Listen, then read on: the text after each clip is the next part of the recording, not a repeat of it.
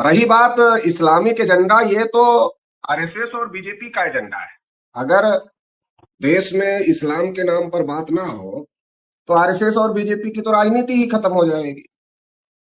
तो आजकल साधु और महात्मा के देश में ऐसे बहुत सारे ढोंगी बाबा और संत महंत के नाम, तो ये बात वो खुद ही साबित करना चाहते हैं कि हम ब्राह्मणों ने ही इस देश में जाति व्यवस्था, वर्ण व्यवस्था, छुआछूत, ऊंच नीच, भेदभाव पैदा किया और इस देश के जो असल बासिंदे थे, इस देश के जो मूल निवासी थे, मित्र शुंग कोई इस्लाम से तो लड़ा नहीं, उस मित्र शुंग कोई मुगलों से तो लड़ा नहीं, उस मित्र शुंग विदेशी था और इस देश के मूल निवासियों से लड़ा। तो अगर पुष्यमित्र शुंग इस देश के मूल निवासियों से लड़ा, ये पुष्यमित्र शुंग के वंशज है, तो वो भी इस देश के मूल निवासियों से लड़ना चाहते हैं। हमारे साथ मौजूद हैं चौधरी विकास पटेल सर का स्वागत करते हैं अपने चैनल पे। बहुत बहुत स्वागत है सर आपका। धन्यवाद।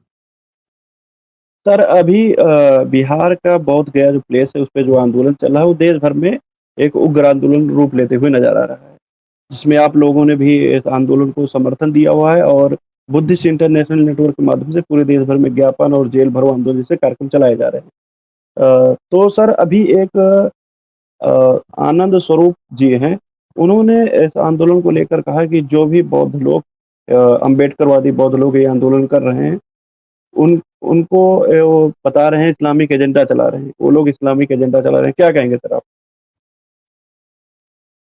देखिए, देश में जो समता, स्वतंत्रता, बंधुता और न्याय की बात है, जो बुद्धिज्म है, वो बुद्धिज्म केवल एक रिलीजन नहीं है, बल्कि तथागत ने कहा यह धम्म है। और वो जो धम्म है वो समता, स्वतंत्रता, बंधुता और न्याय, इसको स्थापित करने की बात है। तो जो तथागत बुद्ध ने अपने समय में जिन विचारों का प्रचार प्रसार किया, उसकी वजह से देश में समता, स्वतंत्रता, बंधुता और न्याय स्थापित हुआ और भारत विश्व गुरु बना, भारत सोने की चिड़िया बना। तो ये जो तथागत बुद्ध की विरासत है, ये हम लोगों की गौरवशाली विरासत है, इस देश की गौरवशाली विरासत है, इस देश के असल बासिंदों की गौरवशाली विरासत है, इस देश के मूल निवासियों की गौरवशाली विरासत है। और जब देश के तमाम नेता, यहाँ तक कि देश के प्रधानमंत्री भी जब विदेशों में जाते हैं तो वो तथागत बुद्ध का नाम ही लेते हैं, क्योंकि तथागत बुद्ध की विरासत जो है वो हमारे लिए पूरी दुनिया में गौरव की विरासत है और पूरी दुनिया के लोग इस बात को मानते हैं। तो इसलिए जो लोग तथागत बुद्ध का विरोध करते हैं या जो लोग उनकी जो गौरवशाली विरासत है उसका विरोध करते हैं, तो वो लोग इस बात को प्रमाणित करते हैं कि वो इस देश के रहने वाले नहीं हैं, इस देश के असल बासिंदे नहीं हैं, इस देश के मूल निवासी नहीं हैं, और इसलिए वो लोग इस प्रकार की बातें करते हैं। वरना जो तथागत बुद्ध की गौरवशाली विरासत है, इतनी बड़ी विरासत है, इतनी बड़ी गौरवशाली विरासत को नकारने का काम तो कोई इस देश का आदमी तो नहीं कर सकता है, जिसकी जड़ें इस देश की है वो तो नहीं कर सकता है। तो ये अपने आप में इस बात को साबित करता है। रही बात इस्लामिक एजेंडा, ये तो आरएसएस और बीजेपी का एजेंडा है। अगर देश में इस्लाम के नाम पर बात ना हो तो आरएसएस और बीजेपी की तो राजनीति ही खत्म हो जाएगी। तो आजकल साधु और महात्मा के वेश में ऐसे बहुत सारे ढोंगी बाबा और संत महंत के नाम पर लोग काम कर रहे हैं, जो एक्चुअल में आरएसएस बीजेपी का काम कर रहे हैं। वो हर चीज में हिंदू मुसलमान घुसाना चाहते हैं, हर बात में इस्लाम और हिंदू की बात करना चाहते हैं, ताकि जो असल इशू हैं लोगों के, उन इशूज को दबाया जा सके। तो ये बार बार इस प्रकार की बातें होती हैं, क्योंकि इस देश में जो सत्य है, आप पूरे देश में खुदाई देखो, अभी चलो मथुरा का म्यूजियम आप उठाकर देखो, तो जब मथुरा के म्यूजियम में आप जाएंगे तो मथुरा के म्यूजियम में आपको क्या मिल रहा है? तो मथुरा के म्यूजियम में आपको तथागत बुद्ध से जुड़ी हुई चीजें, सम्राट अशोक से जुड़ी हुई चीजें ही मिल रही है। ऐसे आप पूरी दुनिया में जब आप जहां जहां खुदाई हुई है, जब आप देखते हैं तो आपको ये सारी चीजें मिलती है। इससे ये बात पता चलता है कि ये हमारी गौरवशाली विरासत है और इसकी जड़ें पूरे देश भर में बल्कि पूरे एशिया में अगर कहा जाए तो पूरी एशिया में है। तो इसलिए हमारी गौरवशाली विरासत है, और इस गौरवशाली विरासत को बचाने का काम, उसको संरक्षित करने का काम, और वो जिस रूप में थी, जिस सिद्धांत को लेकर के वो लोग चलते थे, समता, स्वतंत्रता, बंधुता और न्याय, उस सिद्धांत को स्थापित करने के लिए हम लोग कोशिश करें। ये हम सभी भारतवासियों की जिम्मेदारी है। जी।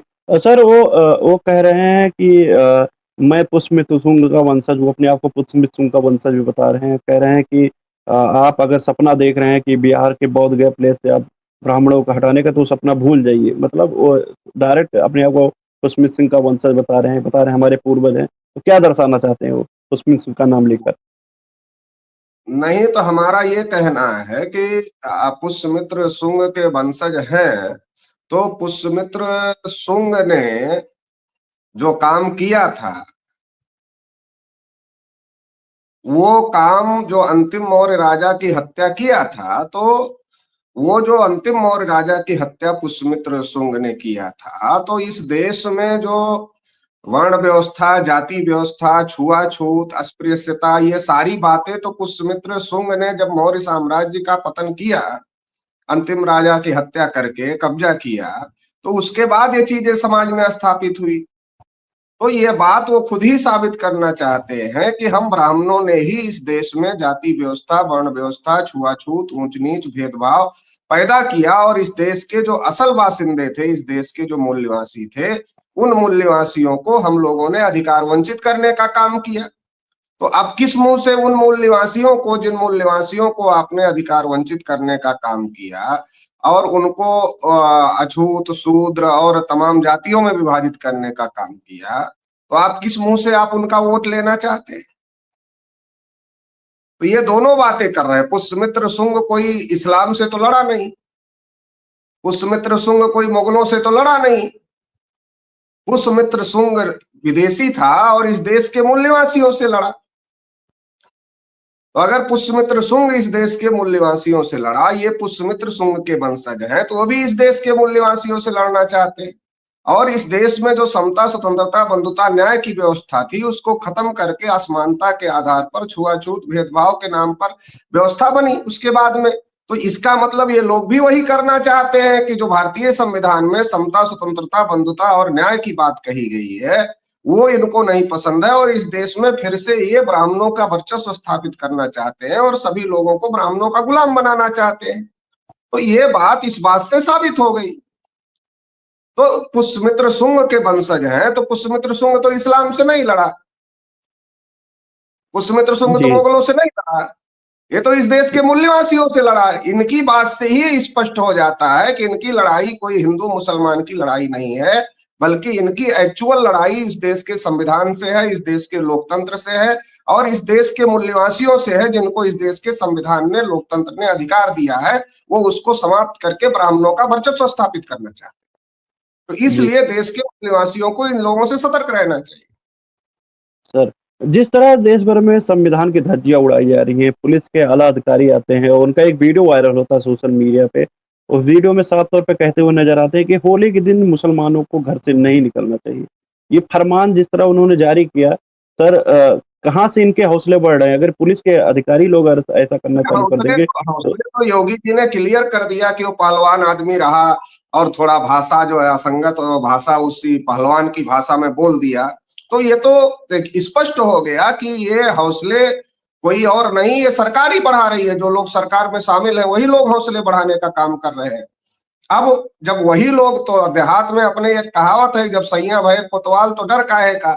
जब देश का, जो प्रदेश का मुखिया है, वही फेवर में खड़ा हो रहा है इस प्रकार के बयानों का, तो इसका मतलब है कि ये सोची समझी राजनीति के तहत देश में उत्तर प्रदेश में 2027 का जो चुनाव है, उस चुनाव को हिंदू मुसलमान के नाम पर लड़ने की तैयारी अभी से की जा रही है। और इसके लिए पुलिस अधिकारियों से बयान दिलवाए जा रहे हैं, तमाम नेताओं द्वारा बयान दिए जा रहे हैं। अभी बिहार के एक भाजपा के विधायक ने कुछ इस तरीके का बयान दिया। तो इस प्रकार की बयानबाजी चल रही। असल में इस प्रकार की बयानबाजी के पीछे जो है, जो कि ऐसा देखने में लगता है कि मुसलमानों के खिलाफ बयानबाजी चल रही है। अच्छा, छोटा सा कोई व्यक्ति बयान दे रहा है तो पूरी देश की मीडिया उसको कवर कर रही है। तो अजीब बात है कि चलो अगर इस प्रकार का बयान है तो जहां दिया वहीं खत्म हो जाएगा, उस पर इंटरनली जो कार्यवाही है जो होना चाहिए वो हो जाएगा, लेकिन इसको पूरे देश में मीडिया बढ़ा चढ़ा करके दिखा रही है और इस पर डिबेट लगातार हो रहे हैं। तो इससे ये बात पता चलता है, तो मीडिया तो कौन लोगों के पास में है वो तो सबको पता है, तो ये पता चलता है कि ये 2027 के चुनाव की तैयारी हिंदू मुसलमान के नाम पर हो, किसान के मुद्दे पर ना हो क्योंकि किसान एमएसपी गारंटी मान रहा है, ओबीसी के मुद्दे पर ना हो कि ओबीसी जाति जनगणना और संख्या के अनुपात में हिस्सेदारी मांग रहा है, 69,000 शिक्षक भर्ती में घोटाला हुआ उत्तर प्रदेश में, उसके लिए लोग जवाब मांग रहे हैं, उसमें न्याय की मांग कर रहे हैं, तमाम यूनिवर्सिटियों में नियुक्तियां हो रही है, उसमें एससी एसटी ओबीसी को ठेका दिखाया जा रहा है। तो ये जो तमाम बातें, नौजवानों को रोजगार नहीं है, एजुकेशन लगातार महंगी हो रही है, टैक्स इतना बढ़ाया जा रहा है लोगों के ऊपर कि लोग महंगाई से परेशान है। एक तरफ फ्री की कुछ स्कीमें दी जा रही हैं, दूसरी तरफ टैक्स बढ़ाकर महंगाई इतना ज्यादा बढ़ाई जा रही है कि लोग परेशान हैं। तो ये जो सारे हालात हैं और जो लोगों की मूलभूत आवश्यकताएं हैं, शिक्षा है, चिकित्सा है, रोजगार है, और जो संवैधानिक राइट्स हैं, और जो सामाजिक न्याय की बातें हैं, तो जो ये मुद्दे हैं, जो किसानों के साथ जो अन्याय हो रहा है, उनकी फसल की कीमत नहीं मिल रही, इन मुद्दों पर सरकार कुछ नहीं करना चाहती, देश की सारी संपत्ति पूंजीपतियों को देना चाहती है। लेकिन अगर इन मुद्दों पर कुछ नहीं करना चाहती तो देश के आम जनता के मुद्दे हैं, तो इस पर चुनाव में जाना पड़ेगा, तो बहुत संकट है, इस पर जवाब नहीं दे पाएंगे सरकार चलाने वाले लोग। तो इसलिए सरकार चलाने वाले लोग इस पर जवाब नहीं दे पाएंगे, तो वो हिंदू मुसलमान के नाम पर वोटों का ध्रुवीकरण करना चाहते हैं, दिखाई ये मुसलमानों के खिलाफ बयान देते हैं, लेकिन एक्चुअल में ये बयान देश में किसानों के खिलाफ है, मजदूरों के खिलाफ है, नौजवानों के खिलाफ है, एससी एसटी ओबीसी माइनॉरिटी के सबके खिलाफ में है। मतलब ये संवैधानिक अधिकारों और मूलभूत अधिकारों के खिलाफ है, ये कोई धर्म के खिलाफ बयान नहीं है। ये धर्म का सहारा बना करके चुनाव जीतने की तैयारी की जा रही है। जी।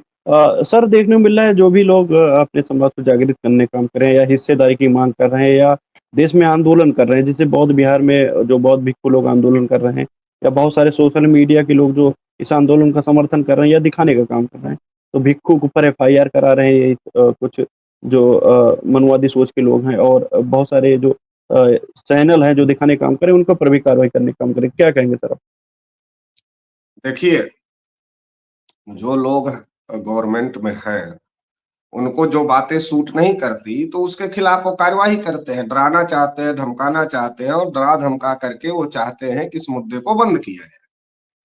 जो बातें भी उनको सूट नहीं करती वो उसके खिलाफ में, उनके खिलाफ जो आवाज उठाते हैं तो उनके खिलाफ कार्यवाही करने का काम करते हैं।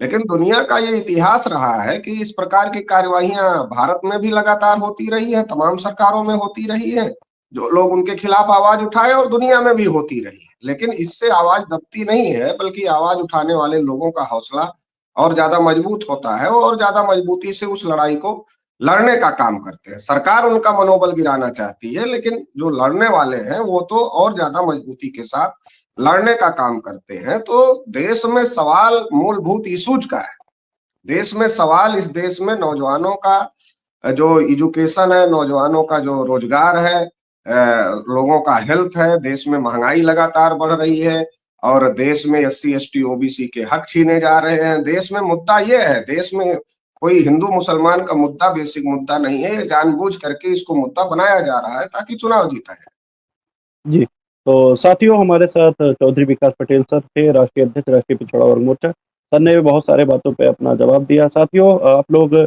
जो सर ने बातें कही उस पर आपकी क्या प्रतिक्रिया है कमेंट बॉक्स में ज़रूर दिए। तब तक के लिए बने रहिए बहुजन 85 के साथ। धन्यवाद।